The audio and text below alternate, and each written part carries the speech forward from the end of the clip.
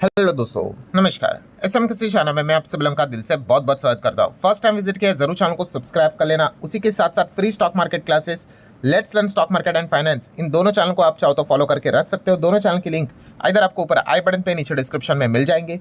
सो चले दोस्तों, फिलहाल तो इस वीडियो को स्टार्ट कर लेते हैं। सो ठीक है दोस्तों, अभी हम लोग आ चुके हैं बिल्कुल हमारे नॉर्मल स्क्रीन के ऊपर। एंड दोस्तों आज की दिन की अगर बात कर ले, आज तारीख क्या है? 24 दिसंबर।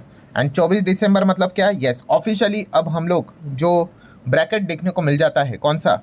सेंटा रैली का जो ब्रैकेट है, उसकी शुरुआत हम लोग को होते हुए देखने को यहाँ पे मिल चुकी है। ऑलरेडी मैं डेफिनेशन आपको बता चुका हूँ। दिसंबर के 5 दिन, ट्रेडिंग वाले 5 दिन एंड जनवरी के 2 दिन, इन चीज़ों को मिलाकर यहाँ पे सेंटा रैली हम लोग को, मतलब ये कॉन्सेप्ट है, देखने को यहाँ पे मिल जाती है, जहाँ पे एफआईएस का प्रेजेंस कंपैरेटिवली कम हो जाता है। सो उसी का आज पहला दिन था। एंड वहाँ पे अगर हम लोग देखेंगे दोस्तों, तो यहाँ पे हम लोग को लाल निशान फिलहाल तो बाजार में देखने को मिला है। सेंसेक्स की बात कर ले या फिर निफ्टी 50 की भी बात कर ले, जो कि आप देख सकते हो कोई बहुत बड़ी गिरावट नहीं है, बट फिर भी 30 से 40 पॉइंट की गिरावट हम लोग को देखने को यहाँ पे मिल चुकी है। शुरुआत काफ़ी अच्छी थी, काफ़ी बढ़िया शुरुआत हम लोग को देखने को मिली थी, आप यहाँ पे देख सकते हो। बट बाद में जो एक सेल ऑफ हम लोग को देखने को मिल गया, एकदम से अचानक से हम लोग को गिरावट देखने को मिल गया और लोअर लो काट काट कर बाजार हम लोग को नीचे आते हुए देखने को यहाँ पे मिल चुका है। सो इमीडिएटली अब काफ़ी सारे लोग यही सोचेंगे कि क्या सेंटा रैली यहाँ पे फ्लॉप हो गई? तो दोस्तों ऑब्वियसली नॉट। मतलब सेंटा रैली की अगर हम लोग यहाँ पे बात कर ले, ये तो जस्ट अभी शुरुआत हुई है। ठीक है, 24 तारीख ये तो आज का है। ठीक है, 25 को तो मार्केट कल यहाँ पे बंद है, फिर 26 को एक दिन वापस बाजार यहाँ पे चलेगा, फिर 27 28 सैटरडे संडे, फिर उसके बाद 29 30 31, ये कुल मिला के 5 दिन हुए। फिर जनवरी के फर्स्ट एंड सेकेंड, ये कुल मिला के हम लोग को टोटल देखने को यहाँ पे मिल जाता है, उसको बोलते हैं सेंटा रैली का पीरियड। सो हम लोगों ने यहाँ पे क्या करना है, जैसे कि आपने यहाँ पे देखा है कि प्रीवियस क्लोज, ये कल के दिन की क्लोजिंग थी, ठीक है, बाजार की, इसको नोट कर लेना। कौन सा? 26,177.15। ठीक है, ये प्रीवियस क्लोज हो गया। एंड उसी के साथ साथ हम लोगों ने अब क्या करना है, नेक्स्ट जब 2 जनवरी रहेगा, तब यहाँ पे बाजार जब क्लोज होगा तो उसकी क्लोजिंग भी हम लोगों ने यहाँ पे देखनी है। ठीक है, एंड इन दोनों क्लोजिंग को यहाँ पे कैलकुलेट करके देखना है कि बाजार प्लस में चला गया या फिर माइनस में चला गया। उस हिसाब से फिर कंक्लूजन निकल कर आता है कि बहुत सेंटा रैली देखने को मिली है या नहीं देखने को मिली है। सो ये आज के दिन का पहला ही, मतलब सेंटा रैली का पहला ही दिन हम लोग को देखने को मिला था। वहाँ पे कुछ खास परफॉर्मेंस देखने को नहीं मिला। एंड इनफैक्ट अगर हम बात कर ले, इसके पहले भी जैसे मैंने आपको बताया कि कुल मिला के 7 दिन है, मान लो हर एक दिन कुछ खास परफॉर्मेंस नहीं, मान लो मार्केट नेगेटिव रहा और आखिरी दिन में ही जबरदस्त तेजी आई, और जो पहले दिन का जो मतलब क्लोजिंग के हिसाब से अगर बात कर रहे जो था, उसके हिसाब से अगर ये ऊपर चला गया तो भी इस चीज़ को सेंटा रैली में ही कंसिडर करते हैं। ठीक है, सो हमारे लिए इंपॉर्टेंट क्या है, ये जो क्लोजिंग हम लोग को देखने को आप मिली है, सो ये 26,177.15, क्या इसके ऊपर 2 जनवरी को मार्केट क्लोज होगा कि नहीं, उस हिसाब से पता चलेगा। इसके नीचे क्लोज हुआ तो हम कहेंगे कि सेंटा रैली फ्लॉप हो गई, और इसके अगर ऊपर क्लोज हुआ, ठीक है, तो फिर कहेंगे कि भाई सेंटा रैली सफल रही करके। ठीक है, सो अभी भी काफ़ी टाइम है यहाँ पे, 2 जनवरी तक ये चीज़ हम लोगों को देखने को यहाँ पे मिलने वाली है। बाकी अगर हम लोग बात कर लें तो बाजार आप देख सकते हो एकदम लाल रंग, हम लोग को शुरुआत काफ़ी अच्छी देखने को मिली थी, बट बाद में लाल रंग यहाँ पे आ गया। बड़े बड़े इंडेक्स में कोई इतना खास डैमेज नहीं, बट जिनके पास मिड कैप है, सो आज का दिन उनको तो वापस बड़ा झटका लगा है। मतलब बाकी इंडाइसेस आप एक देख सकते हो 0.12, मतलब ठीक है भाई, 0.007 नथिंग, बट यहाँ पे ऑलमोस्ट 1% के आसपास मिड कैप में हम लोग को गिरावट देखने को मिली है। ठीक है, बाकी भी आप देख सकते हैं 100 200 निफ्टी 500, ठीक है, बट मिड कैप देखो, मिड कैप में अच्छा खासा डिसेंट हम लोग को फॉल देखने को मिला। हाँ, जिनके पास स्मॉल कैप है वो इतना ज़्यादा परेशान नहीं है, आप देख सकते हो स्मॉल कैप इनफैक्ट हरे रंग में देखने को आप मिल चुका है। मिड कैप में ही ज़्यादा डैमेज आज के दिन हम लोग को देखने को यहाँ पे मिला है। सो अगर आज के दिन अगर आपका पोर्टफोलियो लाल रंग में आपको देखने को मिल रहा होगा, तो हो सकता है कि आपका पोर्टफोलियो में ज़्यादा मिड कैप का प्रेजेंस है, ज़्यादा मिड कैप का वेटेज है। एंड अगर आज के दिन अगर आपका पोर्टफोलियो हरा रंग में रहा होगा, हो सकता है कि आपके पोर्टफोलियो में स्मॉल कैप थोड़े से आपको ज़्यादा उसका वेटेज देखने को यहाँ पे मिल सकता होगा। ठीक है, सो माइक्रो कैप की बात कर ले तो माइक्रो कैप में क्या रहा, तो माइक्रो कैप आप देख ही सकते हो कि यहाँ पे भी 0.5% की गिरावट ही हम लोग को देखने को मिली है। देन सेगमेंट वाइज अगर बात कर ले तो यहाँ पे सिर्फ मीडिया एंड मेटल, यही 2 सेगमेंट जो कि इतने कोई बड़ा कॉन्ट्रीब्यूशन नहीं देते हैं इंडेक्स में। एंड रियल एस्टेट भी देखोगे तो हरे रंग में था, बाकी सारे लाल रंग में ही देखने को यहाँ पे मिले थे। तो कोई बहुत बड़ी गिरावट नहीं, बट फिर भी हम कह सकते हैं इतना टाइम हो चुका है, बाजार काफ़ी बोरिंग 1 सवा साल यहाँ पे हो चुका है, उसी दायरे में चल रहा है। सो उसके बाद इसी प्रकार की चीज़ों को देखने को यहाँ पे मिलना तो एक थोड़ा सा और ज़्यादा बोरिंग चीज़ें लगती है। और येस्टरडे भी सेम चीज़ें देखने को मिली थी, आज के दिन भी सेम ही पैटर्न कंटिन्यू होते हुए देखने को मिल चुका है। एंड याद रखना दोस्तों, अगेन मैं ये गोल्डन पॉइंट आपके सामने रख रहा हूँ, ये जो 7 दिन रहते हैं जो हम बोलते हैं ना सेंटा रैली के चलते, ये काफ़ी बोरिंग पीरियड होता है। ठीक है, क्यों बोरिंग पीरियड होता है? जैसे मैंने कहा कि बहुत सारे जो इंस्टीट्यूशंस वाले जो लोग हैं, इन्वेस्टर जो है, फॉरेन इन्वेस्टर खास करके, वो छुट्टी पे चले जाते हैं। तो यस, वॉल्यूम जो रहता है बाजार में खरीदारी करने का, बेचने का, वो काफ़ी लोअर लेवल पे चला जाता है। तो इसलिए बहुत बड़ी तेज़ी मंदी काफ़ी रेयरली हम लोग को देखने को मिल जाती है। ऐसी बात नहीं कि आती ही नहीं है, बट काफ़ी रेयरली। अभी पिछले कितने साल यहाँ पे हो गए इस प्रकार का सिनेरियो ये देखने को नहीं मिला है। सो लेट्स सी एग्जैक्टली आगे क्या होता है। तो ये जो पीरियड रहता है ये एक थोड़ा सा बोरिंग पीरियड भी रहता है, तो ये भी पॉइंट आपको पता होना चाहिए। अनटिल एंड अनलेस कोई खबर निकल कर आ जाए तो फिर वो डिफरेंट पार्ट है। ठीक है, देन अगर बात करें, इक्विटी मार्केट काफ़ी बोरिंग चल रहा है, बट कमोडिटी मार्केट काफ़ी जोरदार चल रहा है due to 2 popular commodity, gold and silver.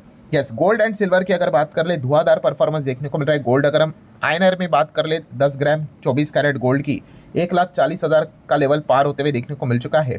Dollar term में देखेंगे तो अगेन वही $4,500 के आसपास प्रति आउंस के हिसाब से हम लोग को गोल्ड जाते हुए देखने को मिला है। उसके ऊपर भी बहुत अच्छा स्पाइक लिया था, फिर थोड़ा सा नीचे आते हुए देखने को मिला। और सिल्वर कमाल करते हुए देखने को मिला है, $72 प्रति आउंस के हिसाब से सिल्वर हम लोग को काफ़ी ऊपर चलते हुए देखने को यहाँ पे मिल रहा है। यस, इस चीज़ को लेकर भी, मतलब अभी हम गोल्ड की बात करते हैं तो गोल्ड से रिलेटेड कंपनीज की हमने बात की थी, तो किसी ने कमेंट में भी ये भी बात पूछी थी कि सर सिल्वर से रिलेटेड कौन सा स्टॉक है जिनको हम स्टडी यहाँ पे कर सकते हैं। तो इसके ऊपर भी मैंने इसके पहले वीडियो बनाया था। ठीक है, इसलिए मैं कहता हूँ कि मेरे जितने भी वीडियोस है भाई पूरा देख लेना। आप आधा अधूरा देखोगे तो आपको वो सारी चीज़ें यहाँ पे मिस हो जाएगी। सो सिल्वर से रिलेटेड देखा गया तो बहुत सारे कंपनियां काम करती है हमारे इधर, डायरेक्ट नहीं इनडायरेक्टली यहाँ पे काम करती है, बट उसमें सबसे बड़ा अगर कोई प्लेयर है तो दोस्तों वो है Hindustan zinc. Yes, Hindustan zinc अगर आप नाम में भी देखोगे तो सिल्वर से रिलेटेड नाम इनके इसमें भी देखने को यहाँ पे मिल जाता है। तो जिंक में है, लीड में ये काम करता है, सिल्वर में भी एक काम करता है, जो कि आप यहाँ पे देख सकते हो 687 टन रिफाइंड सिल्वर से रिलेटेड हम लोग को चीज़ें देखने को मिल जाती है, जो कि है टॉप 3 सिल्वर प्रोड्यूसर ग्लोबली। ठीक है, तो हिंदुस्तान जिंक की अगर बात कर ले तो ये सिल्वर में हम लोग को योगदान देते हुए देखने को यहाँ पे मिल जाता है। इसीलिए आज के दिन भी देख सकते हो कि ये जो कंपनी है लगभग 2.25% के आसपास हम लोग को भागते हुए देखने को यहाँ पे मिल चुका है। तीसरी सेशन यहाँ पे हो चुका है, जो कि हम कह सकते हैं सिल्वर अच्छा कर रहा है, तो ये भी थोड़ा बहुत उसी सेंटिमेंट के चलते अच्छा कर रहा है। देन अगर बात कर ले तो share holding pattern. Share holding pattern मतलब क्या? तो आप यहाँ पे देख सकते हो कि ये जो कंपनी, इसमें प्रमोटर कौन है, 61% की होल्डिंग है। किसका नाम है? वेदांता लिमिटेड। यस, तो ये वेदांता से मतलब एक प्राइवेट कंपनी है। ठीक है, बट इसमें भी अगर देखा गया, काफ़ी लोगों को थोड़ा सा कंफ्यूजन यहाँ पे होता था ये सरकारी कंपनी की प्राइवेट है। तो प्राइवेट ये दोस्तों आप देख सकते हो वेदांता के पास कंट्रोलिंग स्टेक है, बट फिर भी सरकार से रिलेटेड इसमें बहुत बड़ा एक सिग्निफिकेंट स्टेक देखने को मिल जाता है। यस, लगभग 28%, अप्रोक्सीमेटली 28% स्टेक गवर्नमेंट के पास है। सो हिंदुस्तान जिंक इस चीज़ के चलते यहाँ पे क्या हो जाता है, बहुत सारी चीज़ों में जो ये चीज़ करने चाहते हैं वहाँ पे रुक जाता है। अब कैसे होता है कि कुछ चीज़ें करने के लिए, मतलब क्या होता है कि कंपनी के मालिक कौन होते हैं? शेयर होल्डर्स होते हैं।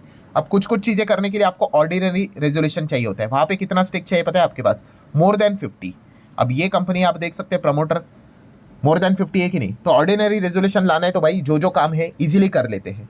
बट अगर कोई ऐसा काम करना होता है जहाँ पे एसआर चाहिए होता है, स्पेशल रेजोल्यूशन, जहाँ पे आपको 75% का स्टेक आपके पास, मतलब वोटिंग राइट्स आपके पास होना चाहिए। अब आप देख सकते हैं प्रमोटर के पास कितना है, 61 ही है।